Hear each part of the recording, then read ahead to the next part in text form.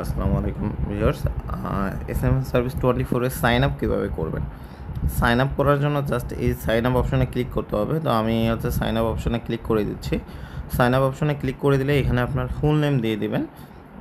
তো আমি আমার ফুল নেম দিয়ে দিচ্ছি। এখানে আপনার হোয়াটসঅ্যাপ নাম্বারটা দিয়ে দিবেন। ধরুন এটা হচ্ছে আপনার হোয়াটসঅ্যাপ নাম্বার।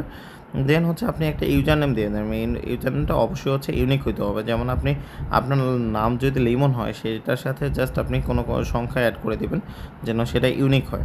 তারপরে হচ্ছে গিয়ে জাস্ট এখানে আপনার জিমেল দিয়ে দিবেন এবং এখানে আপনার মতো করে 6 ডিজিট বা 7 ডিজিটের একটা পাসওয়ার্ড দিয়ে দিবেন। তো এখানে আবার সেম পাসওয়ার্ডটা দিবেন কনফার্ম হওয়ার জন্য। Then I am not a রোবটের উপরে ক্লিক করবেন। ঠিক আছে? আই এম নট এ রোবটের উপরে ক্লিক করে দেন সাইন আপ বাটনে ক্লিক করলে আপনার সাইন আপটা হয়ে যাবে।